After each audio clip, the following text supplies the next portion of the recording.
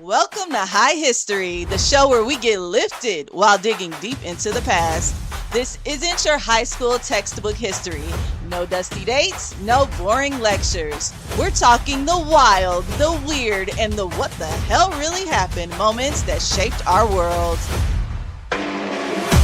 From revolutions to renaissance, from ancient queens to unsung geniuses, we bring you the stories that matter with a twist of comedy, culture, and community.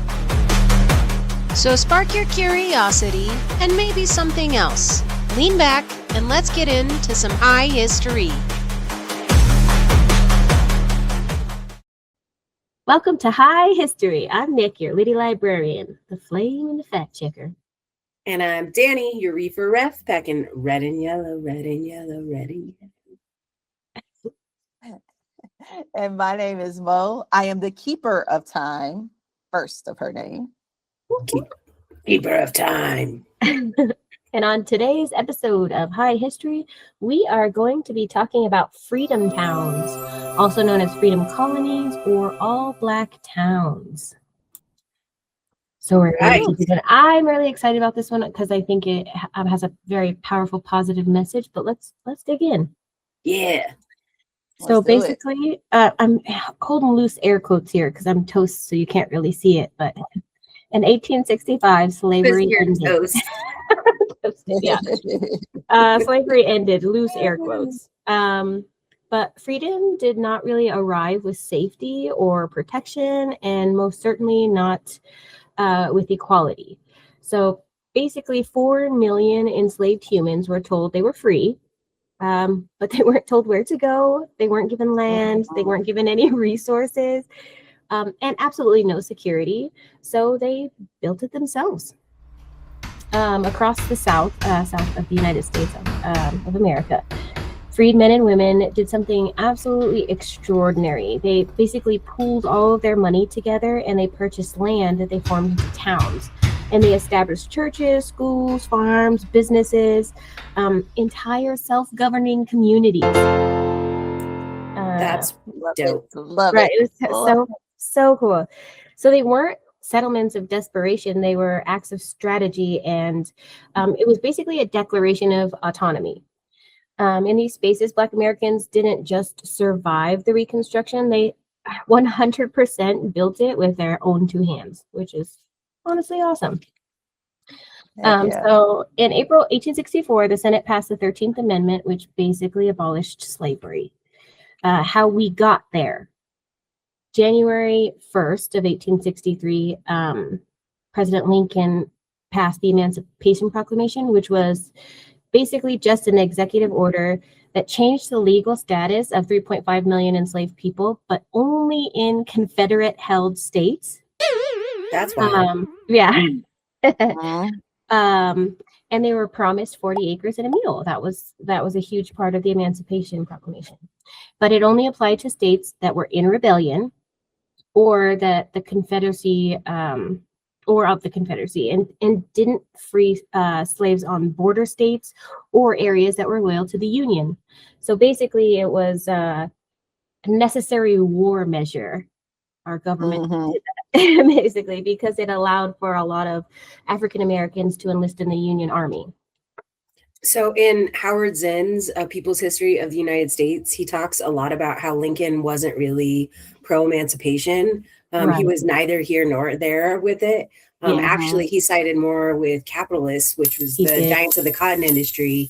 And it came to a head because of the strikes that the workers were going throughout all of the major industries at that time, that it was easier to create emancipation than to go after the entire striking working class. Right. That's wild. Isn't it? But it tells That's you a lot. why I always people. Well, that's why when you talk about like morality and stuff, I'm like, who's defining morality? Yeah, in this case, do we really know why he did it? Yeah. And what are your qualifications? Right. Do you have letters after your name, or like? Well, I don't know, because maybe prison numbers from being indicted 34 times. 32. But maybe Sorry. he was like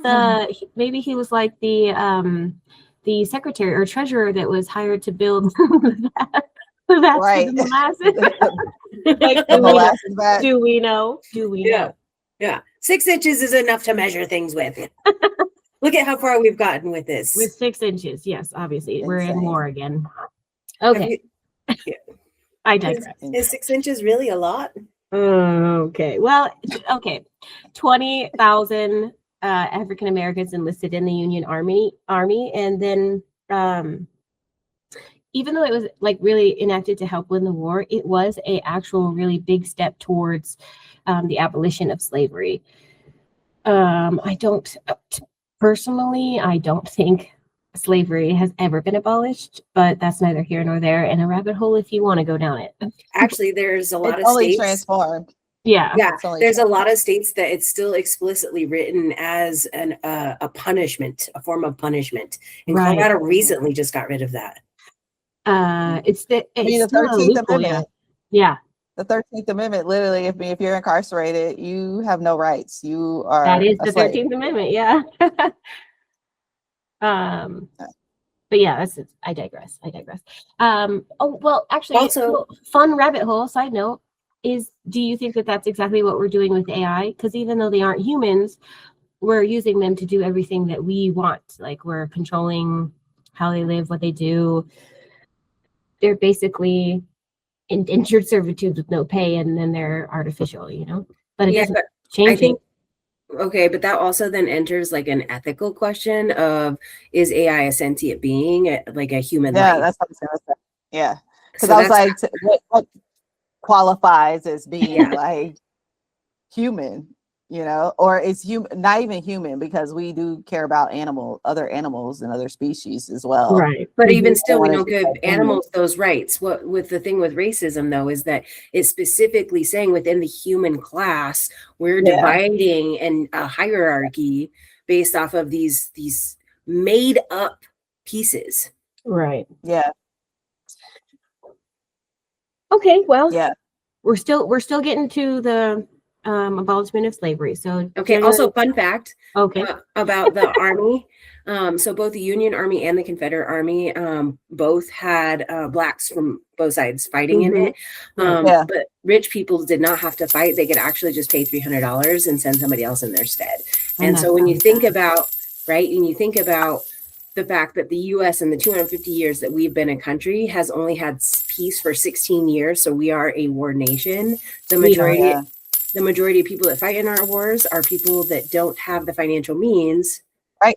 Poor people or people who are not wealthy. So welcome to so we're in the peasant class. Yeah, we are.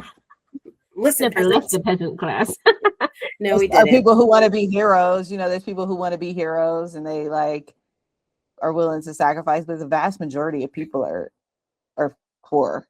Yeah. I mean, literally, it's a way to get out of poverty is to join the army. It is. And the country is also founded on some really deep values of nationalism and national pride, which I think is important, right? Like, we do believe in the United States. We're all in this country. Some of us don't have a choice to be out of this country because we can't afford to leave the country. Right. But there is a little bit of national pride. I think the question then becomes, when does it move into this concept of jingoism, where our pride is reinforced by war? Very small question. Something to think about. Yep. Yeah. I digress. Continue on with your Emancipation Proclamation. Right. So 1863, Emancipation Proclamation. Now we move to June 19th of 1865, which obviously later became Juneteenth. Juneteenth! Yes. Whoop, whoop. This is where Union troops arrived in Galveston, Texas, enforcing the Emancipation Proclamation and freeing the last enslaved people in the Confederacy. So obviously it's a huge day. And then finally we come to December 6th of 1865, which was the 13th Amendment. That was the date of its ratification, officially abolishing slavery and involuntary servitude throughout the entire United States. Unless you're incarcerated. As a punishment for crime, a major freaking loophole. And we can talk about the school to prison pipeline in another episode. Yes, and I can tell you how can we get more of those people in prison, huh? Yeah. Exactly. So the actual law says, or the amendment says, neither slavery nor involuntary servitude, except as punishment for a crime whereof the party shall have been duly convicted, shall exist within the United States or any place subject to their jurisdiction. So that is part of the 13th Amendment, and that's the loophole. Mhm. So here we are, post-emancipation in the Union States. Obviously, they got neither the 40 acres or the mule, so they have no property, Are you no saying money. the government reneged on a deal they made? Oh, what? No! Back to That- the Emu Wars. That would never happen. Right. Yes, right, Right. yeah. So following the news of the freedom in Texas, Juneteenth, the last holdout, many freed humans moved from plantations and established their own independent settlements to ensure land and housing security because they had nothing. Yeah, you're not going to give us this table, so we're going to just go make our own table over here. Right, and bring our own chairs. And that's exactly what they did. They developed communities, they lived, worked, gave themselves their own terms. They really often created these super tight-knit communities that really made helped make culture thrive and keep it alive because they're separated from their motherland, and now they're creating new homes. So they want to keep that culture alive from their ancestors. So that's awesome. Yep. So some of the first things they set up, obviously, schools, because they needed to educate themselves, banks, libraries, businesses. They fostered economic independence during the Reconstruction era. Ooh, that means that they had a lot of internal growth and mobility with agriculture, with an industry all over the map. Yeah. Well, that's also one of the biggest things that is a point of, just scholarly discourse and a bunch of other just cultural discourse is just about when we didn't have the option to go outside of our community, the dollar circulated within the community. How many times were we able to invest in and build wealth within that community? But once integration happened, not to say that we're there's some people who are pro-segregation in all aspects of American life. They're still out there. But integration definitely affected that, right? But that baseline, when the Emancipation Proclamation happened and people started going and developing these towns, they also became a threat. I'm sorry, I'm probably jumping ahead, but they became a threat to white communities who weren't doing as well as them. When these when Black folks went and built this by themselves, when they were supposed to be given something, they weren't given it, and then they went and built it by themselves, and that was still too much. It was it's crazy. Anyway, it's wild that you say that because you're fine. You say that was too much. It was right on. It was enough. It's so wild to me because the plots of land that they ended up with were the worst of the worst. So basically the desert to build wheat fields? Yeah. Or swamps? So they were able to get these plots of land through either direct land purchases where they pooled their money together, because a lot of them had really nothing to their names. So they had to pull, whole communities had to pool their money to buy these plots of land. There was a Southern Homestead Act of 1866, which aimed to provide land first to formerly enslaved individuals. And they basically opened up 46 million acres of public lands across 5 states. So Alabama, Arkansas, Florida, Louisiana, Mississippi. Real quick, I do want to caveat, and just for the folks that are listening that have never heard of the Homestead Act, quite literally the United States took away native land and turned around and gave it to white settlers. White settlers. We can't say American people because everyone in America is American, and they weren't giving it to everyone. Exactly. Right. The land was literally given to people. Yes. So the plots of land that they're trying to give away, again, loose air quotes, I'm toast, but the plots were floodplains, arid areas, swampy. They lacked resources to cultivate the lands and were subject to violence from all of their white neighbors. Yeah. Yep. That Homestead Act of Southern Homestead Act of 1866 was so bad that it was repealed the next year later, and all the land was given to white people. That's wild. You know what's really interesting about this too, about like the ideology around segregation versus integration, is if you take a system, like a non-human system, and you segregate and silo it, it eventually will peter out and die because it doesn't have any way to sustain through all of the variables that the universe throws. That entropy requires, that energy requires. And so integration is necessary for life to continue to exist. Yeah. Integration, like how the carbon molecule needed to integrate with oxygen, which needed to integrate with nitrogen and all these others to create our atmosphere, right? Like integration, yes. Adapt or survive. But integration is the fundamental key for sustained life. And the idea of a siloed, segregated society being able to continue is actually anti the actual thinking of science. Like the science will never prove that right. Okay, I have to challenge this. Ooh, I love this. Because challenge flag.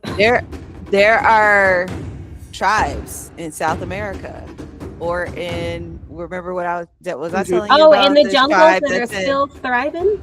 Yeah, that are still thriving, or even the one that was in, is it Malaysia or somewhere? But they're I can't remember where it was, but where you're not allowed to go there because they are a self-sustaining island of indigenous people, and they'll kill you. Who will kill you if you come over there. And it's because they're not. They haven't been exposed to the diseases, the things, all the things that we as the wider society has and experiences, but they have been the same way for I don't know how many years. So do they are surviving without integrating into modern society? I would actually challenge that a little bit. So I think you're right. One, this is such a good example, but I think this is an example of integration because one, they recognize that there are other people outside of their sphere. They also recognize the technological advancements of those people is significantly different than what they're used to. And so they had to adapt to new ways to communicate with the outside to maintain that boundary around their society. And so they may not have integrated actual physical bodies, but they integrated knowledge. They integrated a new understanding of the world and how they fit within it. I challenge that because I don't think that those native people did not block off the land and say, don't come here. The governments did. They said, if you go there, they will kill you because people have gone there and never came back. I don't think there's any communication between these cultures and civilizations. I think that if you go into that place, you die, and end of discussion. Yeah, but you're telling me that that existed without conversations between the natives and the government to say, keep this boundary for us, help us reinforce it. Because I guarantee you, if our current sec war was like, hey, I really want this island, they would literally send the entire naval destroyer over there to bomb the shit out of it, and we would have the island. Fair enough, but how are you going to... But this isn't also the American government, which is a very specific type of imperialistic word. Let me not go there. But I digress. You're like, this might be a flag. Country. I'm just saying, I think that maybe there was some level of communication, like, no, you can't come here. But to me, that doesn't mean integrating. Like you saying, don't come here, respect our thing. To me, that's not necessarily integrating, because integrating means like merging a little bit in some way, shape, or form. Not merging. That's the wrong word. But it is a level of parts, right? Being in, with the other. And so I just don't see that. I think some may speak to like other people that exist in the wider society and then communicate with them. But I think there are probably very specific indigenous tribes that don't communicate at all.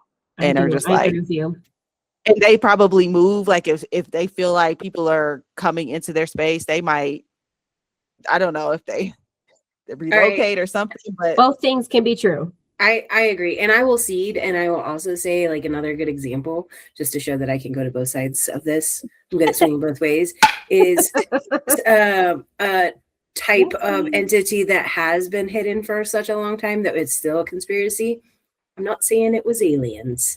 I'm not saying it was aliens. Shout out ancient aliens, we love you. All right, so continue with your city. Okay, Sorry, right. No, That was a all good good, rabbit all good. hole. I love it. I love those rabbit holes. Those are very solid questions, and obviously stuff that we need to talk about. And we had great challenges. Yes. So there was actually a freedom town that was established prior to even our Declaration of Independence was written. But I want to make a caveat here to say that in Mexico, they had freedom towns long before the United States did. That when the Spanish owned parts of those colonies, they brought over slaves from Africa. And when they came into Mexico, Mexico was already freed. So they had, like, in the 1700s, freedom towns. Fun fact, that is actually one of the reasons that the Spanish-American War was started, was because those freedom towns threatened the lifestyle. Yeah. Wow. Can't threaten the lifestyle of the government. It did. When you threaten capitalism, you're taking away their extraction resources. Right. Right. So before our independence, before the Declaration of Independence was signed, there was a town called Garcia Real de Santa Teresa de Mos, and it was founded in 1738 near St. Augustine, Florida. It is actually recognized as the first legally sanctioned free Black town in what is now the United States. At the time, it was owned by Spain, so they were free before they even went to war. We even went to war, right? Yeah. It was actually established by a group of formerly enslaved people who were led by Francisco Menendez, and he became the leader of the Black militia there. So yeah, Francisco. Right. All right. So the second one was called New Philadelphia, and it was founded in Illinois, 1836. So right around the Emancipation Proclamation, by Free Frank McWhorter, and this was the first town that was legally registered as legally registered by an African American. So that's the second one, right? The third was Mitchellville. Why did they call it New Philly though, if it was in Illinois? I don't know. Honestly, that's a good question. Like that's the white Philly over there. We're gonna have our own over here. Probably. Well, Town of Freedom. I mean, Philadelphia, that's like, when I think of Philadelphia, I think Benjamin Franklin getting electrocuted by a kite. Like, that's the immediate image that comes into my, and the bell. Liberty Bell. Yeah, so I would call it New Philadelphia because that's where everything was ratified and that's where their little government was held. So why not call it New Philadelphia? Because this is where we're holding our government, bitches. Fair. I think of Nicolas Cage. I like to think. Philadelphia. So number 3 was I think of a whole bunch of rappers. Right, okay. This is great. Yeah. And cheesesteaks. Oh, cheesesteaks. Philly cheesesteaks. Oh my gosh. Yes. All right. Dang all right. it. Now I'm hungry. Yeah. I just drilled a little. Okay. The third one was Mitchellville. It was actually established during the Civil War in 1862, and it is actually often cited as the first self-governing town for freed slaves during the Civil War. Nice. It was located on Hilton Head Island in South Carolina, and it was actually planned out by Union Army General Ormsby Mitchell, and he's a white guy, super white guy, and then the leader of that was Reverend Abraham Murchison. So that's cool, right? Yeah, very cool. Yeah. But the big thing about these colonies that they were super, I already mentioned this before, they're super crucial to culture because these people were taken from their motherland, right? So they don't have all those oral stories and traditions still happening to the older like getting passed down. So they have to create these little towns to make sure that their culture survives. So protecting them from violence and economic Jim Crow oppression was super, super huge. They often centered around churches, schools, land ownership, and they definitely helped keep it like a fortress without walls, basically. They built kinship and really great networks as well. The churches and schools were the heart of these settlements. Obviously, they hosted all of the social gatherings, the funerals, the homecomings, and that's how they reinforced community and community bonds, oral history. And they basically called it placemaking. where they created those big community bonds. All the music, all the Black resilience, all those traditions, totally fostered there. Mm-hmm. Yeah, so intense time of repression, but it was such economic freedom for these communities. Okay, moving right along. What you talking about? I get to live with my friends and my family, and I don't Yeah. have to worry about somebody trying to crack a whip at me. Man, Yeah. I'll take up Yeah. I'll take up arms and try to defend my town, my family, I'll take that risk 100 times, 1,000 times, 1,000,000 times than being a property of somebody else, man. Absolutely. Yeah. And they Yeah. were so successful, and there were so many of them. The problem was that they got threatened by gentrification and development, but a lot of times because they were in such really bad areas, they needed a better infrastructure, and that wasn't something that was provided or helped by the government. Actually, they just didn't give two shits, What? Yeah. No way. So there's no infrastructure in a lot of these little rural communities, no roads, no sewage, no sanitation. So those ones got shut down pretty fast, and that's where the gentrification happened. But there were also environmental hazards, contamination. Morrisonville, Louisiana was one big example of those. And then racially motivated situations, the KKK was still out there doing dirty shit. You know what's also they amped up during that time. Yeah, they it did. Was that was the time. Yeah. You know what's crappy though about the infrastructure piece of it is that the railroad companies, when they were first starting out, were quite literally given land in front of the Homestead Act, in front of the white settlers. So the railroad companies actually got to own all of the land and then dictate who or what parts of the land got to be given away for people to live in. So they could have absolutely picked all parts of the country, but they specifically picked areas to mines for extraction of resources and minerals and get it transported faster, specifically into the steel mills in Chicago, the Carnegie mills. Yeah. Detroit. And that was basically another issue. Is it was an economic shift. So it went from agrarian, growing crops and such, to industrialization. So basically those small rural towns had nothing. Yeah. But anyway, between 1865 and 1915, there were over 1,200 of these establishments, enclaves, towns, including 50 to 60 legally incorporated all Black towns. They were legally incorporated into those states. In Texas alone, they're still doing a lot of research. There's actually a Texas Freedom Colonies project, which is kind of cool. The link will be up online, but they're still researching and they're still trying to find artifacts from a lot of these. But so far, they found 557 of them in Texas alone. That's cool. Wow. Right? That's super cool. And I love that they're still trying to preserve all of that. So today, unfortunately, only about 30 of these historic Black settlements actually exist. And several of them are in Texas, in Oklahoma, and Florida. So Eatonville, Florida was the first incorporated Black municipality that is still thriving today. Yep. Langston, Oklahoma. Obviously, it hosts Langston University. Boley, Oklahoma is one of the largest and most prosperous Black towns, still thriving as a testament to Black self-governance. And then there's also some really amazing, distinct African villages. So Oyotunji in South Carolina, it's from the Yoruba tribe in Africa, and it's just a village-based community. That's cool. It's super cool. And the African culture is thriving.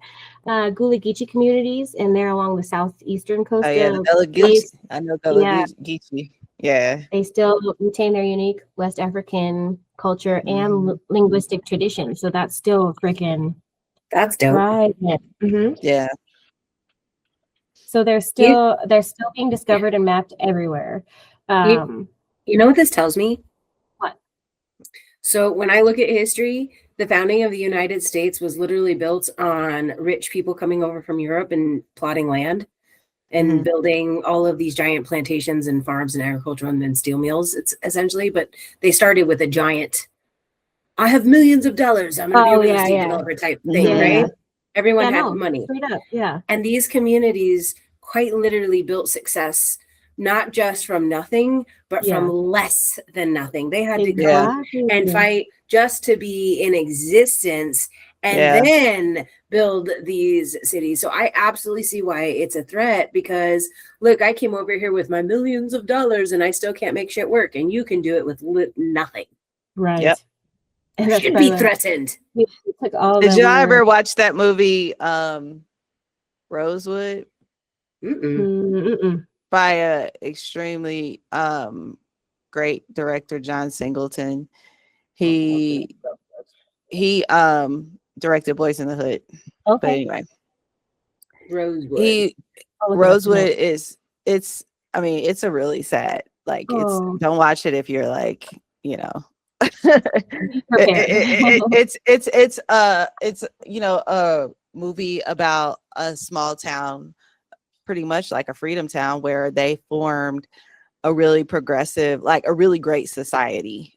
Black folks who, you know, moved there after, you know, Emancipation Proclamation, created this town that was really thriving and really great. They actually had like a white dude who ran the general store there, and he was cool with everybody. I mean, he was still white and had his like things, but for the most part, he was like cool with everybody. But like they were pretty prosperous in the town, like maybe 2 towns over, 1 town over. A woman said, this is all based on a true story. A woman, well, I don't know if this personal part, I think it was, it was. In the town over, a woman claimed that she was raped by. I have seen this. Is it old? Yeah, it came out in the 90s. Yeah, I have seen it. Yeah. And so she said that she was, and so they pretty much like went and destroyed this town. It was like an excuse to destroy the town. John Boy and Don Cheadle in it. Yep. And it burnt the whole town down. Just burned it down. But they used that as an excuse, knowing that this woman was lying, knowing that she was like doing things with another man in town. They saw that as an opportunity to lynch people, to destroy this town, because they were jealous of they were jealous. Can you imagine how much you gotta hate yourself to be able to hate another human that much, to do that? Obviously, a lot. That's a lot of hate right there. It's crazy. My grandmother, I remember going to see that in the movies, and my grandmother could not stay and watch the movie. She got up and she left. It caused so much like pain and distress. And that's why when people say things are, you know, X amount of years out or whatever, and I'm like, no, like I knew people who experienced things like this, like that are in my family. Like my grandfather telling me about things, and like they both grew up in Arkansas. Like, just because your family from Alabama. I got family from Alabama, and they all of my family has experienced some level of it. So that's why I just be like, what are y'all talking about? I get really upset about it. I'm sorry. You should. Well, you should be. I'm upset. Sorry. Yeah, we're upset with you. But I think it's just crazy. Like, why would you go and destroy a town? Yeah. Why would you go and destroy a town? Nobody did anything to you. They're not literally trying not to bother you. They did this recently with the affirmative action, like the upheaval with the affirmative action. It was a Black female-led. It's called the Fearless Fund, and they created a fund to literally fund Black women startups. Yeah. They're like, okay, since you guys won't give us this, or we can't walk into the same rooms and have the same level of access, we'll create our own. And they tried to destroy it under the guise of everybody should be able to have access to this. Oh yeah, there's an equality in their face at this point. And you can't have equality if you don't understand and recognize that not everyone is playing the same fucking game with the same resources. Man. Right. So you have to have insane. Anyway. All right, keep going, Nick. Well, so I'm basically, when we talk about Black history, it is centered on struggle, but let this I'm not taking anything away from this. struggle was very fucking real. Violence was so real. Erasure, like super fucking real. That's not what I'm trying to make an impact on. Was their freaking vision. Like they built. This is proof. Like autonomy was not rhetorical. It was absolutely. It was practiced. It was governed. It was sustained. It kept culture alive. Black leadership's not new. Black excellence and governance is not new. It has always been there. So this is just another testament to how just people can survive. And honestly, everyone needs to know about this because this is very real and very, very much part of our history. And they built it with their own hands. Basically, it was like MacGyver with a multi-tool on a desert island building a strip mall. Exactly. That's exactly what happened. I mean, we talked about this with Eli. Oh yeah. I mean, he stole the stuff that was right. Bitches. They were in the fields with the cotton, creating all kind of innovative techniques. But this also then goes to the earlier point about integration is required. Like if you're going to seclude yourself from all of these differences, then really lay it out and actually put your mouth where it is and quit watching color TV. Quit using your Google Maps or your iPhone maps because GPS was invented by people of color, right? Like I could go on and grocery carts, buggy, so many different things invented by people. Quit eating tacos. Yeah, tacos is one of the biggest ones. Okay, tacos, margaritas, all of it. Yeah. And tacos especially that makes me so mad when I go and I'm like, but like computers, stop going to Mexican restaurants. So many of the great things that we also use technologically. Well, computers definitely you can trace back to Ada Lovelace, Lord Byron's daughter, Mary Shelley's stepdaughter, aka the chick who wrote Frankenstein. Yeah. Mary Shelley. She was married to Lord Byron, and Ada Lovelace was Lord Byron's daughter. I love that you know that. That's wild. I don't know why I know these things. Anyway, yeah, I love that you know that. Basically, well, I mean, Sybil, Paul Revere's ride. The British, he would have never said that. They called them the Redcoats. But also, this little girl was 16. Her name is Sybil. I think she did like twice the ride, right? Twice the ride in a shorter time and covered more freaking land. And she was 16 and a woman just out there screaming, But who got the glory? Oh, Paul Revere, obviously. He's in novels. Because it's a man's world. Yeah, it sure fucking is. Anyway, I digress. That's why I was like, oh my God. Never mind. I'm not even going to go there. Never mind. This was a really good episode, though. I think that it was important to kind of highlight, like, there's towns that still exist. Like, that's really super cool. And I'm going to dive down another rabbit hole to discover towns that I don't know. Because, I think that is really fascinating that there's ones that just couldn't. I don't know. I feel like I want to see pictures. I want to see visuals. I want to see like people working together and how did they make this all happen? And I want to read like accounts of them building towns. The Texas Project, I think, has a lot of those any kind of historical data. They've literally done a fantastic job. The link will be on the website for that because I attached the page to that. But they have done an incredible job, and 550 alone in that state. And they said there are probably thousands more, but they were in such rural. If you've ever been to Texas, rural Texas, so huge. It's so big. So you could drive for 2 days and still be in Texas. So there's probably quite a few more. They just are going through any kind of historical records, land grants, everything. That's so cool. I thought it was awesome. I just thought it was very empowering and something that you probably wouldn't normally learn about in school. And why are we not? You know what? That's such a good question. Why? We do know why, and we know where our textbooks are published. Look at where our textbooks are published and by whom. Huffington. Exactly. Huffington. So my last thoughts on this episode, I just want to say how excited I am. I cannot wait to see a future where all these towns start to come together and start to tip the scales of capitalism away from the dominant theme, narrative, and demographic that currently monopolizes that space. Yeah. I cannot wait to see when these towns start to work together, because there's so much more of them than there are that of the segregated mindset.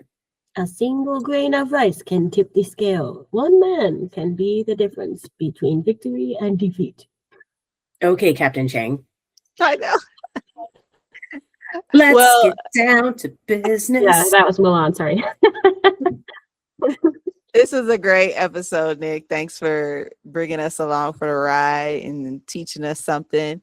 We encourage you to check out, the Freedom Towns. Yeah. Go down go down the resources and discover your own rabbit hole. That's what we say. Yes. So, all right. Last words. Stay classy, America. Hindsight is always 420. Sure is. And stay chronically curious. We'll see you next time. Thanks for joining us. Peace.